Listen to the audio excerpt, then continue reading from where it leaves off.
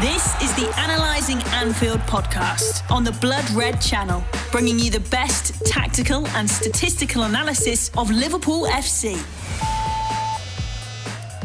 Hello everybody and welcome to this week's episode of Analysing Anfield, your tactics and analytics podcast, courtesy of the Blood Red channel. I'm joined by my colleague David Hughes. How are you doing, mate? I'm fine, thanks, mate. Hold up. How was your birthday last week, mate? Yeah, it was good. It was decent. I was in fact, we'll get to that because that's relevant in this podcast. It is. But yeah, 42 years old now. No, 26 I've turned. Getting on now. Peak years, in fact. Peak years. Depends who's listening, but I think a few would argue differently. You're younger than me, anyway. Yeah, just. Couple. Anyway, we will back to the podcast. Yeah. We're going to tackle Wolves. We're going to tackle West Ham, and obviously we're going to look ahead to Southampton. Should we talk about the stipulation now? Yeah, go on. Well, obviously with it being my birthday, I had a little trip to Switzerland. So I was actually in the air when Liverpool played West Ham. The first match this season that I've missed, hopefully the last. But I had no way of catching the game. Dave was also. Do you want to?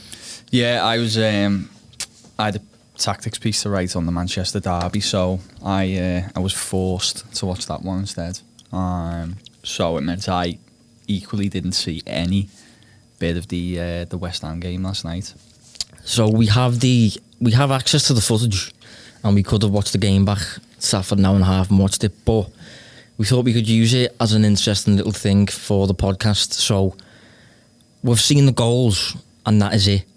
And we're going to analyse the match based purely on the numbers, just to offer a bit of insight to listeners as to how much you can actually gauge if you use the right stats and if you interpret numbers in a certain way. And hopefully we paint an accurate picture of how the match actually went.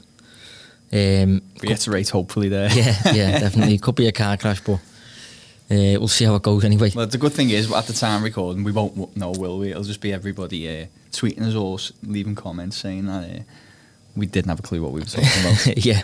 But it's fun anyway. I'm looking forward to it. Yeah, just trying to make the best of a bad situation, I think. But I think it could be interesting for people, to see how it works. Yeah, defo, yeah.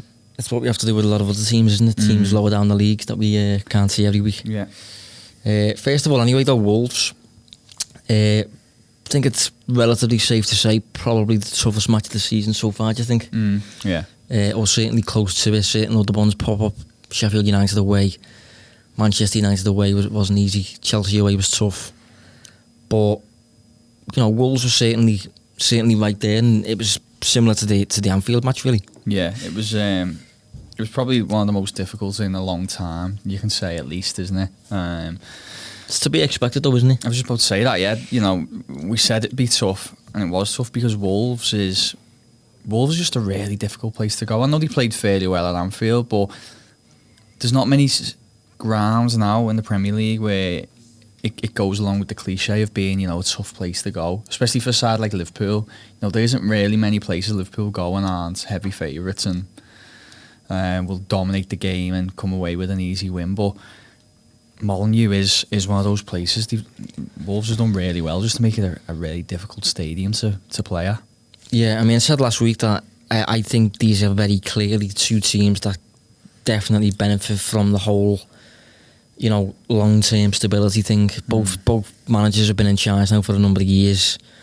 A solid core of a squad that gets, added to slightly every now and then, but there's just a clear core there and very stable to the extent that this season I think they've clearly started working on set pieces and things like that, little extra bits that like, say for example, a new coach that's just took charge probably won't get around to up until 18 months into his job in terms of adding very subtle edges. I don't mean organising the team from a corner kick. I mean like adding little match-winning details into things. Like the bonuses you can do when the foundations are in place. Yeah. So you don't have to focus on them as much. And as you said, you can start looking at some of those extra gains across the pitch. Yeah, definitely. And I think both teams, as a result of that long-term stability, both clubs I think have got very clear cultures in place, both groups very determined and things like that. They don't not simply rolled over, and they don't take defeat easily. Usually respond with a big win. Very rarely go for extended patches of bad form. It's usually maybe one bad result and then the next result will be back on track, sort of thing, usually with both clubs. So it was a competitive match, and if you look at the expected goals, I think that captures that. The expected goals, I mean, more than anything, suggests that it should have definitely been a draw, because either side 1.4 expected goals. So you're looking at maybe a 1-1, maybe a 2-2 there. Liverpool obviously managed to get the 2-1 win. 13 shots for Liverpool on the day, 10 for Wolves, 6 on target for Liverpool, 3 for Wolves. I mean, I say it's a tough game. Well, it was a tough game. I say it was a difficult match in that, but Liverpool's still slightly out on top there, would you say, in terms of the stats? Yeah, I think it's tough with context, isn't it? So obviously Liverpool have been commanding and dominant for the whole season, really. And then they've obviously gone into this game, played this game, and it's been very, very even, which is something that, you know, Liverpool fans listening and watching won't be used to. And it just kind of sums up, as I said, how well they performed to be able to, I don't know if the right term would be to go toe-to-toe with Liverpool, but I said they made them work extremely hard for it, and it did feel like a huge win. Because that game could have went either way. You know, I think those fine margins, Liverpool having a great defence, a great keeper, and then elite forwards, has just tipped the scales in their favour at the end of the match. Yeah, I mean, the fact that the expected goals is finished level, but Liverpool had 3 more shots, that suggests that Wolves had the better chances. And if you look at the shot map, I've just had a little glance of it there. I think Wolves have maybe 4 chances there that could very realistically find the net. In and around the 6-yard box. Yeah, whereas Liverpool seems to have obviously more shots, but chances that are a bit more, you'd label as a half chance maybe. Depends, I suppose, what you'd prefer. I mean, there's different takes on what you prefer there. I think I would personally side with the Wolves shot map, but you know, that's the kind of match that's usually in the balance. But we mentioned there about slight marginal gains. Obviously, Liverpool's opening goal stemmed from a set piece. Unlikely scorer though, Jordan Henderson. Yeah. What I will say is I have noticed though, he used to be quite defensive from the corner kicks, didn't he? And over the last few weeks, he does seem to be getting in the box a lot more, which is obviously a tactical trait. I don't know what game he started doing it, but if I do remember early on the season, he tended to kind of hover in around the edge of the 18-yard box, but now he is making these runs. But you know, we spoke a lot, didn't we, about set pieces last week? And obviously I talked through the varied corner routines Liverpool had against United. They've been doing that all season, and again, okay, it was a different type of corner, but it's led to the opening goal. Yeah, I mean, let's have a look at this now. I was just trying to get the routine up, because I'm not sure if you saw it back, but I think it's quite clear what Liverpool actually do to score the goal. It seems as though Wolves have 3 players, I'd say, man-marking the likes of, you know, Van Dijk and serious aerial threats. Yeah. And Jordan Henderson was with that group of 3 Liverpool players, but without a man on his shoulder. Gian Moutinho was in and around the penalty spot, and it looked as though, I'm not sure if he was marking the space or if he was tasked with actually blocking someone's run. But once everyone starts to move, he has no idea where Henderson is. And Henderson gets a complete free run at the head, at the ball, and finds the corner of the net. So when you look at it, it looked so simple, and it looked very, really easy. If Wolves defend set pieces like that consistently, it's quite surprising that they don't concede more, considering all you have to do is outnumber the 3 man markers that they pick, and you got a free head if you make time he runs. Well, that's. I think you've just hit the nail on the head at the end there. It's just all about timing the run correct though, because obviously the idea of them marking the spaces, they're meant to win the header in that area, so the run has to be good, and Henderson's run was good. But again, I think a lot of it's Van Dijk. You know, even if he's not the immediate aerial threat, he attracts so much attention from defenders in the box that it does seem to open up spaces, or just, you know, a split focus of the defender goes on him rather than maybe any other threats. And I think he is just one of the biggest reasons Liverpool's so good. Yeah, I mean, I've said before that I think we are inclined occasionally, because Van Dijk comes across as such an aerial threat, I think we are inclined to use him almost as an obstacle or a diversion almost. I think he did actually score in the week before the Wolves fixture. Who did we face? United. Manchester United. Oh yeah, we did. Yeah. And I think he did score a header from a corner. He did, Obviously Wolves go into that catering for him. But that's the perks of having a physical side, I suppose, because Jordan Henderson's good in the air. Fabinho, when he plays, is good in the air. Mane's good in the air. So you've got plenty of players like this that are aerial threats from set pieces. Yeah. But Liverpool conceded for the first time in over 11 hours of Premier League football. It's a joke, that. It is crazy, isn't it? We did actually say that it'd be pretty crazy if they went another 2 games without a clean sheet. And to be fair, they only conceded 1 over the 2, but... we did predict that it would go, didn't we? But we I don't know why, looking back, to be honest, but I thought it would go at West Ham. And I thought Wolves would be the clean sheet. I don't know why I thought that, you know, thinking about it. On that, but yeah, that's that. Maybe it's hindsight, but that doesn't seem to make much sense now. No.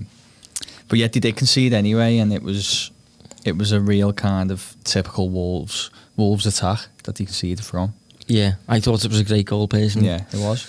It epitomised what they're good at, really. I can't exactly remember how they gained the ball, but I do recall saying last week that, you know, they kind of keep the shape, cut off passing lanes, wait for you to make a mistake by forcing it, and then once you force it, they get the ball and quickly spring on you. So probably worth checking to see if Liverpool try to force a pass or something like that.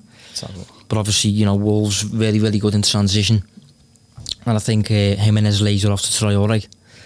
Traore darts forward towards, in the direction of the byline, and returns the favour back to Jimenez. Jimenez heads home. I thought the header was great, by the way. Yeah. Well, we did a whole segment on Jimenez in the first meeting of the season, and he didn't play. Yeah. And Traore as well. Yeah, I know they both didn't, did they? But it is. So the ball's just played up long, actually. But a lot of Liverpool's attackers are still deep in the Wolves' half. Within about 3 passes, they work it into Liverpool's half, and then Jimenez with some good skill, and then, as you said, out to Traore, and then just a perfect run, perfect ball, and good finish as well. You know what we're finding is, aren't we, that a lot of opposition attackers panicking in front of goal when they face Liverpool, but it was an absolutely brilliant finish. Yeah, brilliant finish. He meets it with power, and he actually directed as well into the corner. Yeah. You're not really saving that. No, there's nothing he could have done. Nothing Alisson could have done, to be fair. Just a quick word on Traore. Oh, I love him. Absolutely mad. I feel like now people are starting to take him serious. I feel like at first, you know, in the initial few months of the season, because this has obviously been his breakout season, because, you know, if anyone kept an eye on his career, he wasn't playing a lot last season. But this year, people started to take him really serious, and rightfully so, because he's an absolute nightmare to play against. He's so unique. He is terrifying to face, I'll be honest. He's, you know, what I found, and he does suit Wolves' system perfectly, knowing the way that they soak up the pressure and then look to explode on the counter. You know, he creates part of the chaos and that. You know, he just loves kind of driving and isolating defenders, and not many defenders can take the ball off him when he is dribbling.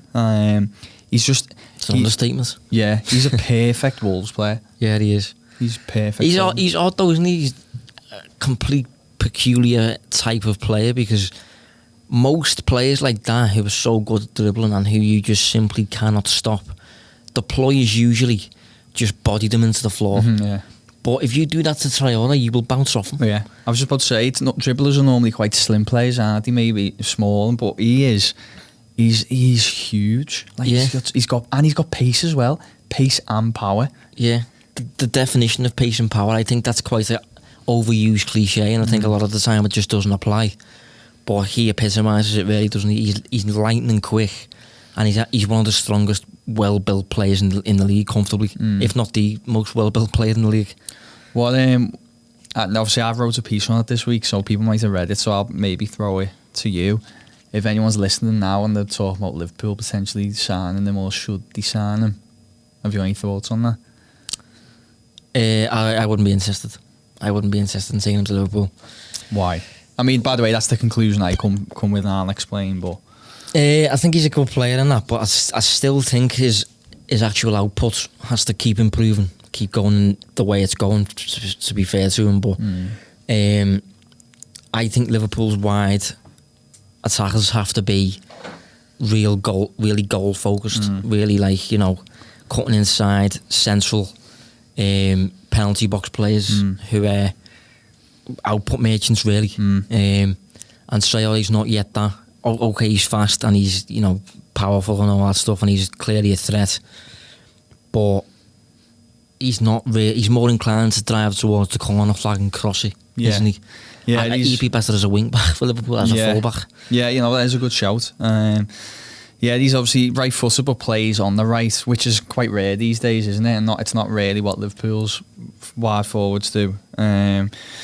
But yeah, I feel like, if you think about how Liverpool play, they tend to be quite controlling. Teams sit back against them. There's not a lot of space to manoeuvre. At Wolves, as I said, they kind of spring onto a counter.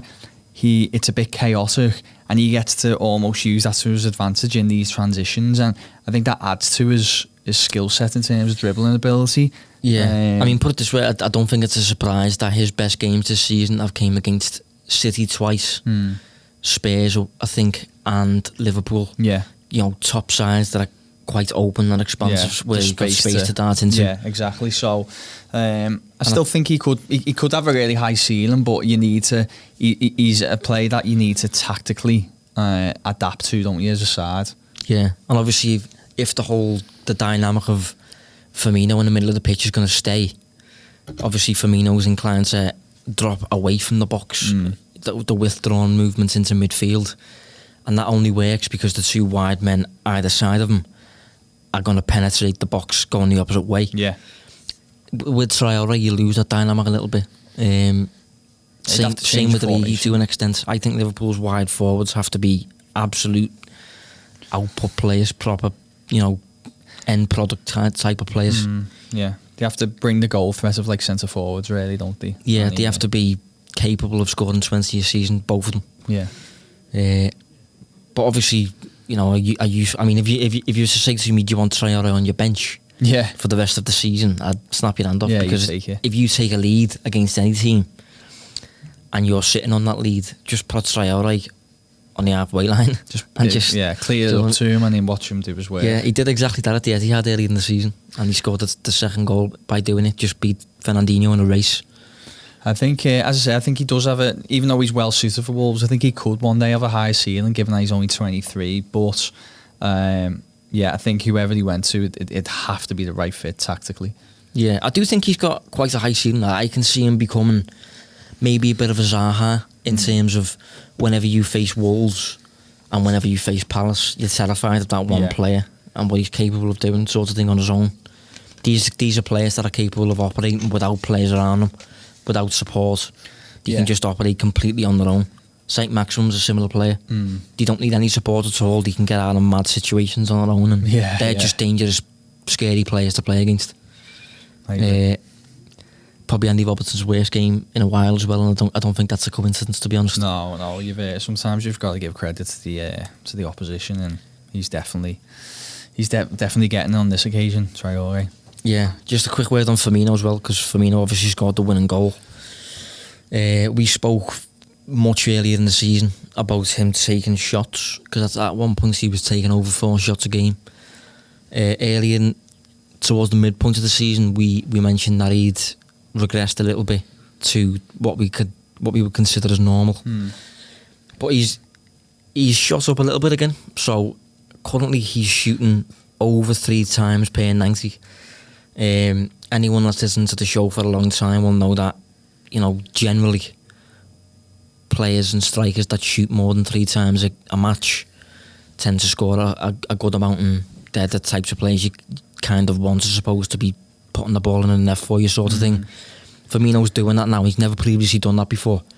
Each season at Liverpool in the Premier League, he's averaged maybe around 2.2, 2.4 shots per 90 sort of thing. He's over 3 at the minute, so it'll be interesting to see if that continues up until the end of the season, because I don't know, his role isn't entirely focused around ending the move, is it? It's about the pass before the end of the move, I suppose. Yeah, sometimes he has to be quite selfless, doesn't he, in terms of his play. Hence why I think he gets the brunt of the criticism from Klopp. He gets praise. Yeah, he gets more praise generally. Say criticism, but yeah, he gets more praise generally than Mane and Salah, even though he puts the ball in the back of the net less. But he's the one that's always missed, isn't he? Let's be honest. When in terms of keeping Liverpool ticking over in the final third. Here's a strange one for you. Do you think? This sounds crazy to say, and it's just come to me now, so I could be way off. But do you think sometimes it can be a confidence thing for him in terms of scoring goals? I don't know. He doesn't come across as that type to me personally. I don't disagree, but then he just seems to score and then maybe pop up with another one or two in a run, and then and he might not score for a while. He'll still be contributing, but just in front of goal. I wonder if he goes a lot more selfless when he's not he's not scoring goals. Put it this way though, I do know that a couple of weeks ago, I think he went a few games without scoring, and to the extent that he had a word with Klopp behind the scenes and actually, expressed his concerns almost to Klopp, and Klopp was just like, "Don't worry about it. Keep doing your thing. It's nothing at all to worry about." And I think maybe even in the next match, actually, he scored, and he celebrated by running over to Klopp and diving on him and all that stuff. So maybe he is one of them. I don't know. Theory then, couldn't it? Yeah, maybe he is one of them players. I don't know, but I mean, he's renowned for never ever speaking in the mixed zone and things like that. He doesn't give interviews ever. And I couldn't even tell you what his voice sounds like, to be honest. I don't think I've ever heard him doing interviews. No, he's not one of them. He's there's a quote from Milner. I think it was in 442 magazine, something like that, and Milner picked his best 11 or something like that, like his what his 11 would be or something like that it was, and Firmino was in it, and his description for Firmino was the lowest maintenance player I've ever played with. He doesn't need nothing, and he will just go out every week on the pitch and just work as hard as anything. I think that's a massive compliment. It is, yeah. Obviously, from Milner as well, who's been around. Yeah. But we'll move on anyway to the interesting one. Oh yeah. See how this goes, eh? So West Ham, as I said, we didn't catch any of the game, only seen the goals, and we have access to all the numbers, so hopefully we get this one right, but it looks like a difficult one to get wrong, if I'm being honest. Yeah, if in terms of doing this, it's probably one of the nicer games we could have got, to be fair. Yeah. But yeah, it'll be interesting, because I was talking to Josh on the way down today about a book that we read, which is really good, called Football Hackers, that you should definitely read if you're into the kind of content that we produce. And it was Ian Graham, wasn't it? You said Ian Graham, yeah. There's a part in it where Ian Graham's talking about. For those that don't know, he's Liverpool's Director of Research. Yeah, that's his official title. Was he running through quite a few fixtures at Klopp's Dortmund, or was he just running through one game? I can't No, remember. he ran through the entire season. The one that Klopp was supposedly had a nightmare season at Dortmund. For anyone who didn't know, he was in the relegation zone, weren't he? After Christmas, I think, yeah. But he spoke about one though. Yeah, and he was talking about the game to Klopp, and he was saying how Dortmund's were obviously the better side, and Klopp responded saying, "How you watched the game? We battered them that day." But Ian Graham said, "No, I didn't watch the game. This was just purely on the data he had available, wasn't it?" So this is hopefully what we're going to try and do, to a lesser extent, of course, on the West Ham game last night. Yeah. So for me, I mean, I haven't looked at Dave's analysis, by the way. We'll say that you haven't looked at mine either, but I personally have Liverpool as being completely dominant. Yeah. The expected goals on the day says Liverpool 2.5, and West Ham 0.8. So that's basically, a 2-0, 2-1, 3-1 sort of fixture, isn't it, really? Even though there's a penalty in there, it's still, even if you took that away, which I don't always think is fair to do anyway, but even if you did, it's still 1.8 roughly to 0.8, so it's still at worst maybe 2-1. Yeah, obviously Liverpool 71% possession as well, and Liverpool taking 13 shots to 7. Those numbers alone, without even going any further at the minute, suggests to me that that's a performance that Liverpool have been in control of, and there's not much there that's been left to chance for me. Yeah, I agree. Just on the possession points, it looked like Liverpool looked after the ball well. I'm guessing West Ham were pretty much penned into their own half for large parts of the game. Their PPDA averaged out of 41.14. I noticed that, yeah. Yeah, which is it says to me they most likely sat in the low block, and that was reaffirmed by the average position map as well. Yeah, well, I had a little bit of a deeper look into that one, because a PPDA of 41.4, that means West Ham are allowing 41 passes before making a defensive action. That's the most passive side that Liverpool have faced all season. No side have posted a number that deep. So obviously it just tells me that Moyes and his team will just firmly keep your shape and hope, I suppose. Yeah. There was something like 16 occasions where Liverpool had possession uninterrupted for longer than 45 seconds, and West Ham had 0. It's crazy. So that just seems to me like just complete dominance. In terms of chances, I just want to flag this because I think it'd be interesting, because people who are listening probably watch this, but we haven't. I'd just from looking at the XG timing charts, to me it looked like Liverpool struggled to create anything clear cut in the first half an hour or so until the penalty. But there's a chance for Andy Robertson somewhere. Yeah, it's near the 6-yard box, and I haven't got the exact timing of it. I don't know if you can find it. Yeah, I'll try and get it up now. Yeah. Andy Robertson. I've got a feeling that might be corner there. Yeah, 23rd minute. Yeah. What did he give on that XG score? So Understats have give that an XG of 0.32. I need to use a different provider, me. The one I used that is 0.12. But I'm just curious to see if people would have been watching that going, wow, that was a sitter. Yeah. Well, that's interesting. Yeah. Well, in reality, the XG numbers, although ours are a little bit different, says it wasn't a sitter. So I just thought that was a little interesting thing to flag. And I might try now, after we've done this pod, I'm going to watch it back and see what I think of it. Yeah, I mean, it looked to me as though West Ham's first real opportunity didn't come until after an hour.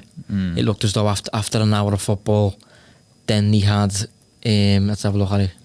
Well, let's have a look at the timeline. It looks like they had a chance that's quite valuable. Like, I mean, it looks as though it's a Ogbonna shot. Yeah. Headshot from a set piece.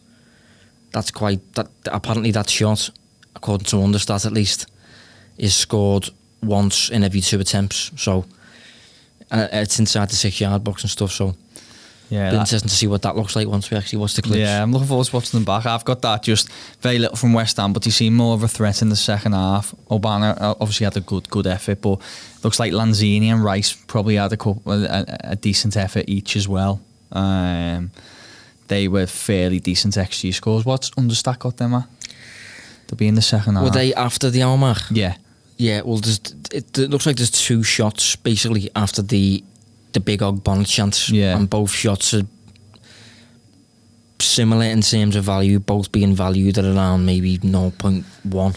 Which isn't great. I mean, it's scored once in every 10 attempts, so not really particularly threatening. Again, I'm just wondering though if people are going to be like, "Oh, that was a big chance to give." The reality probably isn't. Yeah, but for me anyway, it looks as though West Ham have had one chance throughout the whole match. That, when I say chance, I mean shot. One shot throughout the whole match that could realistically result in the goal, and that's the Ogbonna chance. But beyond that, it looks like Liverpool are relatively safe. And according to Liverpool's shot map, I mean, it was just chance after chance, I suppose, beyond the maybe the Andy Robertson chance on the 23rd minute. Beyond that, the floodgates seem to open a little bit, I suppose. Yeah, maybe goal onwards, would you say? Yeah, possibly, yeah. One other little thing that I noticed was that it was Liverpool's the lowest long ball percentage for Liverpool all season, with the exception of Newcastle at Anfield. So the percentage of Liverpool's passes, very low percentage this time around, was long balls. So, I don't know, do you think that stems from just analysing the opposing team as aerially strong? Obviously, Issa Diop, I know, was quite good in the air. And maybe we just... I know Newcastle are quite good in the air as well. So maybe it was just they're just two opponents that Liverpool have identified as it's not worth hitting long. It's worth keeping the ball on the floor or something like that. Yeah, maybe. I've got a couple of things I just want to touch on. I don't know if we're planning on moving on, but yeah. No, go on. It seemed to me like Liverpool enjoyed most success building down the right, which was West Ham's left. Yeah, I picked up on that, yeah. Yeah, they got 27 of the 49 attacks going down there. And I was trying to read between the lines, and obviously you got Salah and Trent down there. But they've got that, is it Arthur Masuaku. They got him in there, who's only played just over 800 minutes of league action. And Lanzini as well. Now, back. Yeah, well, I was just about to say, Lanzini gets pulled off after 60 odd minutes. And I just wonder whether Liverpool attack that side because Lanzini doesn't do enough defensive work. And obviously, Mazaku hasn't played a lot of football this season. Like, that's being identified as weak link, and my guess is they were having success down there and Lanzini wasn't doing enough, and that's why he was taken off. Yeah, plus Liverpool's midfielder on that side was actually Chamberlain. And if you look at the opposite side, obviously Sadio Mane was missing. So you've got Origi, Wijnaldum, Robertson. It's obviously a lot less attacking, if you like, than Liverpool's right side on the day. So, yeah, that was something I picked up on as well. Yeah. What else? Oh yeah, maybe West Ham did a little bit of homework on Liverpool's corners, 7 corners, but none led to a shot. Didn't pick up on that one. That's the system one, yeah. And obviously they counted. But that could stem from what we've just said about them being good in the air. Yeah, maybe they're just an aerially very strong team or something like that. 6 counter attacks for Liverpool. Obviously they scored from one. We were allowed to look at the goal, weren't we? The 2 goals. Yeah, well, we're going to have to speak about that, aren't we? Because Liverpool again scored from defending a corner kick. This is one of the only 2 clips that we watched on the day. Obviously the other one was the penalty. This doesn't tell us much, really. No. Didn't even get to see the foul, just the actual penalty itself. But yeah, I think it's interesting because I had a little look back at the spacing, and you know how Liverpool marked West Ham's corner, and it looks as though every single player is in what you would deem as a defensive position. Mohamed Salah's on the edge of the box defending the D, and the closest player to him is Oxlade-Chamberlain. I think it's interesting that they're probably Liverpool's 2 quickest players. And I'd be inclined to think that if Mane was playing, Mane would be where Chamberlain was. And I think Liverpool just do it as they defend with every player in the hope that the opposing team see that no players are waiting on the halfway down. So they all press as a unit and every single player basically is positioned within Liverpool's final third. And then once the ball gets loose, Salah and Chamberlain are just quicker than the likes of West Ham's defenders who would try to sack back and things like that. And I think it transpires from there, to be honest. Yeah, definitely, I agree. Totally. One more thing as well. I noticed Haller made more aerial duels than the defenders, which makes you think that West Ham were getting forced to go long quite a bit and try and hope that he'd win some battles in the air. Yeah, one thing I will say on that, actually, I did see a stat on Twitter. I haven't double-checked this one, but he has been quite an aerially dominant striker this season. And I think against Van Dijk, I think they had 9 duels. I think he won 2. Yeah. So obviously, like that because I had a look at it. Yeah. So obviously he struggled against the best in the league. There. No. Yeah. I can't believe someone struggled against Van Dijk. Yeah, but 19 points clear. Anyway, you know, hopefully we was right about those sorts of things. So you know, give us a shout. See what you made of that. Feedback's welcome on that one, definitely. Yeah, because it'll be interesting to see if we were right, if we were way off, you know, whatever. But it's the sort of thing that we won't ever really get a chance to do this time around. Things just worked out that way. So let us know what you think of that. Nice dominant win by according to the numbers. Yeah, 19 teams. Every team in the Premier League now has been beaten by Liverpool this season. Which I think I'm right in saying hasn't been done before. It was a record for Liverpool. I don't know if it's been done before, but I'd be surprised if it has been done before. Yeah, so I can't remember. You see all these stats, don't you? All kinds. Yeah. We'll move on anyway. We'll look ahead to Southampton. I think I'm expecting quite a tricky one. I rate this team. I think they're quite good. Yeah. They're 9th in the table at the minute. Obviously started the season quite badly. I reckon that'd catch a few people out, than that. Yeah. Because, we look at it every day, but people maybe just drifting out looking at the table and 9th, yeah. Yeah, but they started the season quite badly. Obviously they got beat 9-0 and there was ridiculous calls for Hasenhüttl to get sacked. But I for a while I thought to myself, this team's better than this. This team are unlucky. And they gradually seem to have turned it round to the extent that even not just the results but the performances beneath the surface are quite good as well. Yeah, I agree. I think that 9-0 probably had a lot to do with that kind of slump they had midway through because, well, it's confidence, isn't it? Yeah, it's just embarrassing, isn't it? Like but we talked about that game on another pod. I think it was still an Analysing Anfield one, but it might have been when Liverpool was to play Leicester, or I can't quite remember. And we said that game just everything went for them, didn't it?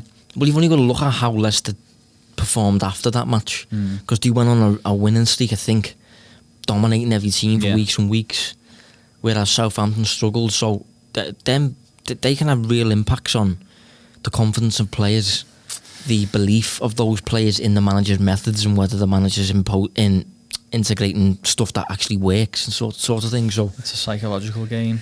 Yeah, I think gradually over time they seem to have got over it, and they're now one of the top 10 best coaches, best well-coached teams in the league at the minute for me. Yeah. For the past 7 weeks, I've got them down as doing, very, very well. Dominant expected goals wins over Palace, Spurs, Leicester and Villa. All deserved wins. I'm not sure if they won every one of them, but they certainly, according to the expected goals, they deserve to. I did notice actually that they're one of the few sides that are currently aligned with the expected points. Oh, are they? Yeah, so they're 9th in the table and also 9th on expected points, which is interesting. Yeah. Kind of reiterates what you said, that the performances are going with the results. Yeah. Inside those 7 weeks, there was also a draw against Chelsea, and according to expected goals, that was a fair draw. And the only game really that they've lost in terms of the performance was Wolves. Wolves are the only team that have really well beaten them, and they had to come back and win 3-2 in that match. 6th in the table overall for expected goals, and 11th in the table overall for expected goals against. So I think you're facing maybe, if you mix those two together, you're facing maybe the 8th, 9th best team in the league or something like that. Yeah, certainly a top 10 side. I think generally they're just better suited to facing bigger teams, aren't they? Yeah, because of the style of playing. Yeah, they're happy to forego possession, aren't they, and kind of look to hit sides on the counter, and just better to face those kind of sides that favour trying to control the ball. But I like them. I think they're a good little side. I'm glad that they've kind of got over that little hump midway through the season. Do you remind me a little bit of a mini Liverpool, to be honest? Oh, do they? Yeah. Just because that's not what I would have thought of, but go on. I don't mean Liverpool now. Oh, okay, I mean Liverpool in early days under Klopp. Oh, yeah. Because we were very much a transition team. Any team that let us play in transition and on the break, we could really cause damage to. Yeah. And we generally did better against the likes of Man City and teams like that.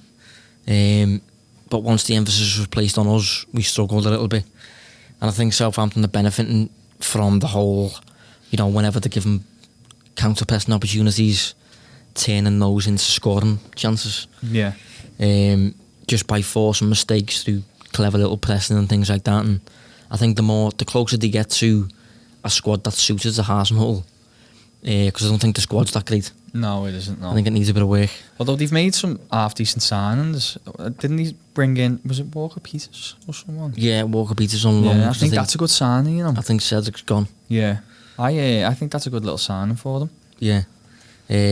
Obviously, they got Shea Adams in the summer. They got the lad from Belgium. Can't think of his name. He scored a few goals. Gineppo. Moussa Gineppo. Yeah. He scored a few goals. So I'm just trying to see if he's finally scored. Shea Adams, yeah. I don't think he has. I think he got an assist the other week, though. I can see Guy in the corner there shaking his head. He hasn't. Yeah, because he was strange when he was at Birmingham. He was just banging him in, but it just always felt like, is he going to be able to make the step up? Yeah. And he was linked with a few clubs, and obviously Southampton were the ones that went for him. But yeah, obviously though, with this being a Liverpool podcast, you know, we can't not talk about Danny Ings. What's he doing? Scoring goals, mate. He is scoring goals, and it's not that much of a surprise to me, you know. He's always been that player. He's always got into good locations. That poaching instinct, getting good shots away in good areas. It was just a case of just keeping fit, really. Yeah. And when we sold him, when we got the price for him, I must be honest, I was happy with it. I was glad to see him go, purely because he came across to me as the type that you will never get an extended run out of because of his fitness. I don't think it was his quality that you're happy to get rid of, was it? It was just, I agree, he just seemed like the type of player who was never going to be fit. Yeah. But I don't know if he's still over that now. You know, he's had a really good season, but you're kind of hoping he can do it for longer than just one season.